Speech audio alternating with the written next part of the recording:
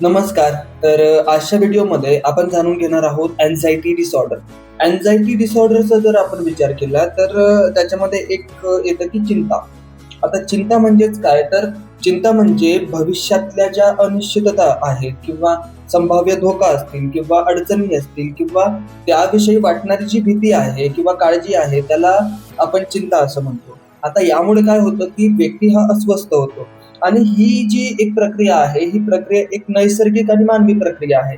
ती सर्वसामान्य आपल्याला सगळ्यांमध्येच दिसायला मिळत असते. जेव्हा आपल्याला किंवा व्यक्तीला एखादा धोका जाणवत असतो, तेव्हा आपला जो मेंदू असतो, तो ॲक्टिव्ह मोडमध्ये जातो. म्हणजे फाईट रिस्पॉन्स करण्यासाठी तो प्रयत्न करत असतो. म्हणजेच काय, तर आपण ज्या परिस्थितीला समोर जातोय, ती परिस्थिती कशी आहे किंवा त्यावेळेस आपल्याला काय-काय गोष्टी करणं इम्पॉर्टंट आहे, ह्या गोष्टी आपला ब्रेन जो असतो हा आपल्याला सूचित करत असतो. परंतु जेव्हा ही सतर्कता आहे किंवा हा जो ॲक्टिव्हपणा आहे ब्रेनचा किंवा जे न्यूरोट्रान्समीटर्स आहेत त्याच्यामध्ये जर असंतुलन निर्माण झालं, तर असंतुलनामुळे काय होणार, की चिंता जी वाटणार ती दीर्घकाळ असणार किंवा दीर्घकाळासाठी ह्या गोष्टी आपल्याला एखाद्या व्यक्तीमध्ये किंवा रुग्णामध्ये दिसून येत असतात. यामध्ये जर आपण विचार केला, की नॉर्मल चिंता आणि अँक्झायटी रोग याच्यामध्ये काय फरक आहे? तर आपल्याला असं सांगता येईल, की जी नॉर्मल चिंता आहे ती काही काळापर्यंत मर्यादित असते आणि ती जी चिंता असते ती तात्पुरत्या स्वरूपात व्यक्तींमध्ये दिसायला मिळते. जसं की एका विद्यार्थ्याची एखादी परीक्षा असेल किंवा एखादा इंटरव्ह्यू असेल एखाद्या व्यक्तीचा किंवा नवीन कामाची जर का एखाद्या व्यक्तीने सुरुवात केली असेल, तर त्यावेळेस जी चिंता जाणवते ती आहे सामान्य चिंता. परंतु ही जी चिंता आहे, ही चिंता जेव्हा दीर्घकाळ टिकलेली असते, जेव्हा व्यक्तीच्या दैनंदिन जीवनावर त्याचा परिणाम होत असतो, त्याच्या नातेसंबंधावर परिणाम होत असतो, त्याच्या कामावर परिणाम होत असतो आणि त्याची जी विचारसरणी असते ती जेव्हा अँक्झायटी रिलेटेड आपल्याला दिसते, त्यावेळेस आपण याला चिंता रोग असं म्हणू शकतो.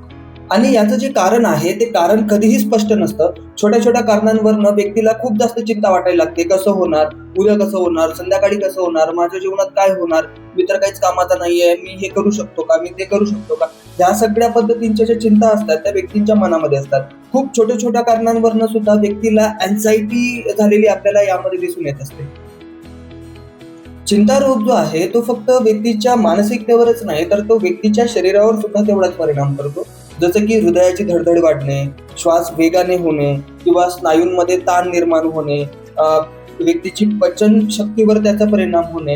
यामध्ये एक गोष्ट लक्षात घेण्यासारखी आहे की ही जी चिंता आहे व्यक्तीची, चिंता जर दीर्घकाळ असली तर व्यक्तीला इन्सोम्निया सुद्धा होऊ शकतो. म्हणजेच काय की झोपेचा त्रास. यावर मी एक डिटेलमध्ये व्हिडिओ बनवलेला आहे. जर आपल्याला तो व्हिडिओ बघायचा असला तर नक्कीच बघा. यामध्ये काय होतं की व्यक्तीला झोपेचे त्रास निर्माण होतात, त्याला थकवा जाणवतो. कधी-कधी याला डिप्रेशन सुद्धा येऊ शकतं आणि डिप्रेशन होण्याचा धोका जो असतो तो अँक्झायटी डिसऑर्डरमध्ये दिसून येत असतो. आता आपण जाणून घेऊया की अँक्झायटी डिसऑर्डर होण्यामागची कारणे काय आहेत. आता कारणांचा जर आपण विचार केला तर यामध्ये आहे जैविक कारण आपण त्याला म्हणतो. जसं की ब्रेनमध्ये काही न्यूरोट्रान्समीटर्स असतात किंवा ब्रेन केमिस्ट्री जी असते त्याच्यामध्ये जेव्हा इम्बॅलन्सिंग आपल्याला दिसून येते, न्यूरोट्रान्समीटर्समध्ये जेव्हा आपल्याला इम्बॅलन्सिंग दिसून येते, त्यामुळे सुद्धा व्यक्तींमध्ये अँक्झायटी सारखे जे विकार असतात हे दिसून येत असतात. त्याचबरोबर जेनेटिक कारण सुद्धा आहे. याच्यामध्ये अनुवंशिकता जर असली, व्यक्तीच्या कुटुंबामध्ये एखाद्या व्यक्तीला काही मानसिक त्रास असला तरी सुद्धा व्यक्तींमध्ये किंवा रुग्णांमध्ये अँक्झायटी डिसऑर्डर दिसून येत असतो. त्याचबरोबर बालपणीचा जर काही ट्रॉमा असेल किंवा बालपणीचे काही वाईट अनुभव असतील, त्या अनुभवामुळे सुद्धा व्यक्तींमध्ये अँक्झायटी सारखी लक्षणं दिसून येत असतात. जर आपण विचार केला तर सततचा जर ताण व्यक्तीला असेल किंवा स्ट्रेसफुल सिच्युएशन व्यक्तीमध्ये असेल, वर्क रिलेटेड किंवा रिलेशनशिप रिलेटेड किंवा फॅमिली रिलेटेड जर का काही ताण असतील आणि तो ताण जर का सतत असेल तरी सुद्धा व्यक्तींमध्ये अँक्झायटी डिसऑर्डर होण्याचा जो धोका आहे तो धोका जाणवत असतो. त्याचबरोबर ओव्हर थिंकिंगचा सुद्धा याच्यामध्ये खूप जास्त परिणाम दिसून येतो. ओव्हर थिंकिंग जर असली तरी सुद्धा व्यक्तींमध्ये अँक्झायटी डिसऑर्डर किंवा अँक्झायटी सारखे लक्षणं जे आहेत ते व्यक्तींमध्ये दिसून येत असतात. आता ही झाली सर्व कारणे जी की अँक्झायटी डिसऑर्डर होण्यासाठी कारणीभूत आहेत. जर आपण आजच्या काळाचा विचार केला तर आजच्या काळामध्ये सोशल मीडिया आहे किंवा स्पर्धा खूप जास्त वाढलेली आहे किंवा तुलना खूप जास्त वाढलेली आहे. तर यामुळे सुद्धा चिंता लोकांमध्ये वाढताना दिसते. लोक परफेक्ट लाईफचाच विचार करतात आणि परफेक्ट लाईफ जी आहे ती सोशल मीडियावर दाखवतात आणि आपण स्वतःची तुलना करून असमाधानी होतो आपल्या आयुष्यामध्ये. ही देखील चिंतेचं एक मोठं कारण आहे. महत्वाचा मुद्दा म्हणजे चिंता ही व्यक्तीची कमजोरी कधीच नाहीये.